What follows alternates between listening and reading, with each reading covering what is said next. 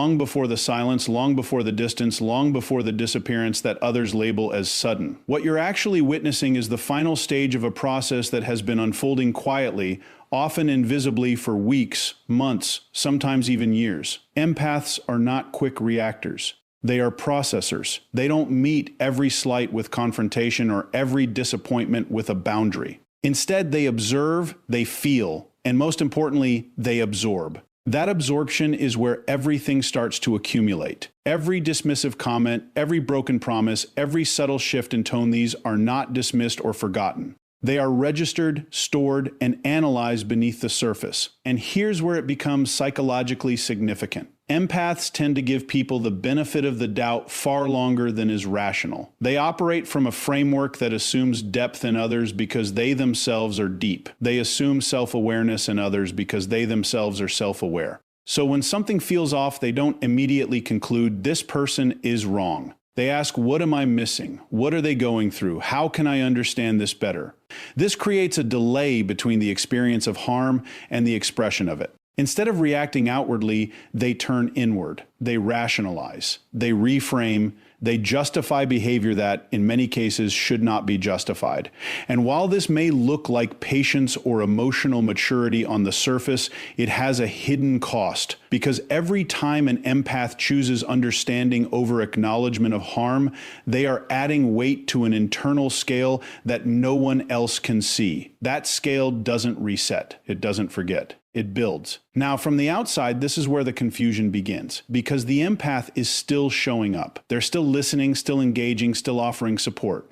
There are no dramatic confrontations, no ultimatums, no visible signs that something is breaking down. So the other person assumes everything is fine. In fact, they often believe the relationship is stable precisely because the empath isn't reacting in obvious ways. But stability is not what's actually happening. What's happening is accumulation without release. Over time, this creates a kind of emotional compression. Think of it as pressure building in a sealed environment. Every unspoken frustration, every overlooked boundary, every moment of emotional imbalance adds to that pressure. And because the empath isn't venting it outwardly, it intensifies internally. Eventually, something shifts.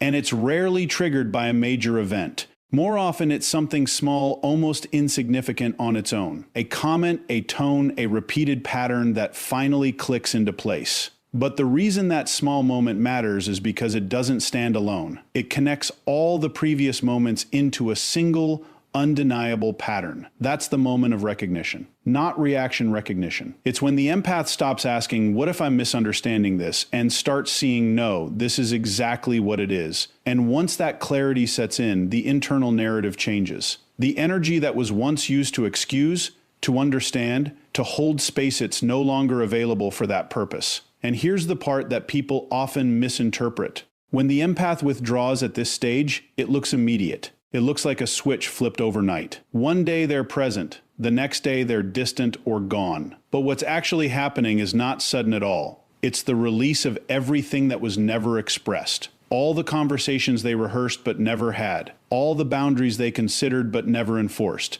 All the realizations they reached but never verbalized. They don't come out gradually. They come out all at once in the form of detachment. And detachment in this context is not emotional volatility. It's an emotional conclusion.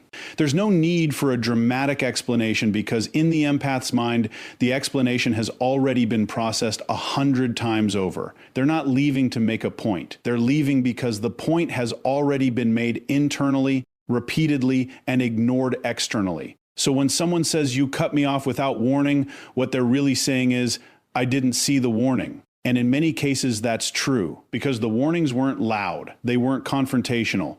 They were subtle shifts, less enthusiasm, less availability, quieter energy, signals that are easy to miss if you're not paying close attention. But for the empath, those signals were the final attempts at recalibration. And when they go unnoticed, it confirms something deeper. Not just that the behavior won't change, but that it isn't even being seen. At that point, continuing the connection doesn't feel like loyalty. It feels like self-neglect. So the cutoff isn't impulsive. It's the final step in a long, disciplined restraint. It's what happens when patience reaches its limit and awareness takes its place. And if there's one thing to take from this, it's this. When an empath goes silent, it's not because they didn't have anything to say, it's because they already said everything that mattered, just not out loud. Once that silent accumulation reaches a certain threshold, something deeper begins to happen, something that isn't as visible as frustration or conflict, but far more decisive. The empath starts to run out of emotional energy, and this isn't the kind of tiredness that a good night's sleep fixes. This is depletion at the level of identity, where the very traits that define them, their patience, their empathy, their willingness to understand, begins to feel strained under constant demand. Empaths are by nature generous with their attention. They listen longer, forgive faster, and invest more deeply than most.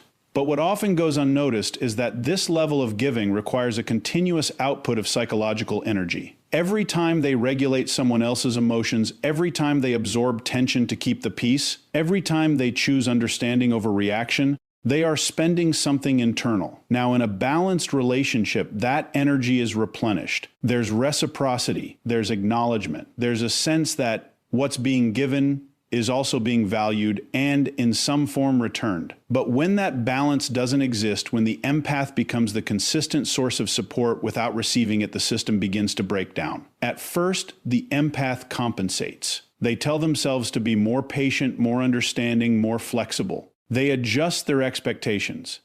They minimize their own needs in order to maintain the connection. And for a while, this works. It allows the relationship to continue without open conflict. But underneath that surface, something critical is happening. The empath is slowly disconnecting from their own emotional reserves. This is where emotional exhaustion takes root. Not as a dramatic collapse, but as a gradual erosion. The things that once felt natural, checking in, offering support, engaging in conversation, started to feel heavy. Not because the empath has changed, but because the cost of showing up has increased beyond what they can sustain. And here's the important distinction.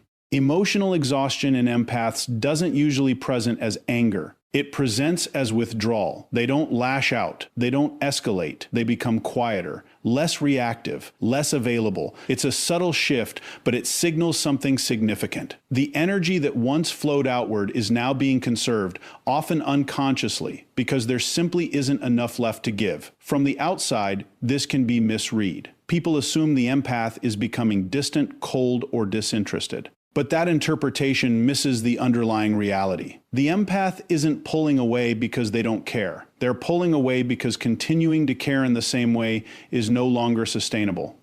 At a certain point, they reach what you could call a point of no return. Not in the sense that they've made a dramatic decision, but in the sense that their internal system has recalibrated. The idea of continuing the relationship in its current form no longer feels manageable. And when that realization sets in, something shifts in how they approach the connection. They stop trying to fix it. This is a critical moment because for most of the relationship, the empath has been in a problem-solving mode. They've been adjusting, analyzing, finding ways to make things work. But emotional exhaustion removes the capacity for that. It's not a choice, it's a limitation. The same way a muscle stops functioning after being overused, the empath's emotional bandwidth simply isn't there anymore. And when there's no energy left to repair, explain, or negotiate, the idea of having one more conversation, one more attempt to resolve things feels overwhelming rather than productive. So instead of engaging in a process they know they can't sustain, they choose the only option that preserves what little energy they have left. They disengage. Now, to the other person, this can feel abrupt. There may not be a long explanation or a drawn-out discussion. There may not be a clear moment where everything is laid out. But what's important to understand is that the empath isn't avoiding the conversation out of indifference. They're avoiding it because they've already had it internally multiple times, and each time it led to the same conclusion. Nothing changes. At this stage, cutting someone off is not an act of punishment. It's not about teaching a lesson or making a statement. It's about survival. It's about recognizing that continuing the relationship would require energy they no longer have. And sacrificing themselves to maintain it is no longer an option. There's also a philosophical layer to this. When an empath reaches emotional exhaustion, they're forced to confront a fundamental truth. Empathy without limits becomes self-destructive. And once that truth is fully understood, not intellectually, but experientially it changes how they operate. They begin to see that preserving their own stability is not selfish, it's necessary. So the cutoff when it happens is not fueled by resentment, it's fueled by clarity. A quiet, steady recognition that the cost of staying has exceeded the value of the connection. And if you're looking at this from the outside, trying to understand why it feels so final, it's because by the time the empath leaves, they're not debating the decision anymore. They're executing it. The emotional process that would normally accompany a breakup or a separation has already been completed internally. What remains is action. And that action is often simple, direct, and irreversible, not because the empath lacks compassion, but because they've finally learned that compassion without boundaries will eventually consume the very person trying to offer it. So when an empath walks away without a long explanation, it's not a failure of communication. It's the result of exhaustion reaching its limit and self-preservation finally taking priority. And the reality is this: people don't leave when they stop caring, they leave when caring starts to cost them more than they can afford to lose. After the exhaustion sets in, after the energy has been drained and the effort no longer feels sustainable, the empath enters a phase that is far less emotional and far more cognitive. This is where something fundamentally changes, not in how they feel, but in how they see. Because for most of the relationship, their decisions were guided by hope. Hope that things would improve. Hope that the other person would become more aware, more consistent, more aligned. Hope that the version of the person they could see beneath the surface would eventually become the version that showed up in reality. And hope is powerful. It allows people to endure far more than they otherwise would. It stretches patience. It justifies delay. It keeps the empath engaged long after the evidence suggests they should step back. But hope has a limit. And when it starts to collapse, it doesn't do so gradually. It gives way to something much sharper: clarity. Clarity is different from emotion. It doesn't negotiate, it doesn't soften, and it doesn't look for exceptions.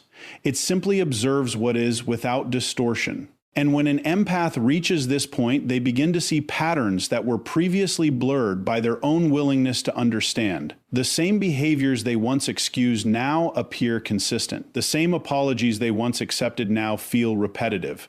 The same dynamics they tried to fix now reveal themselves as fixed. This is where the internal dialogue changes. It's no longer, maybe they didn't mean it, or maybe this is just a phase. It becomes, this is who they are in this context, and this is what I can expect if nothing changes. And that shift from possibility to probability is what makes clarity so decisive.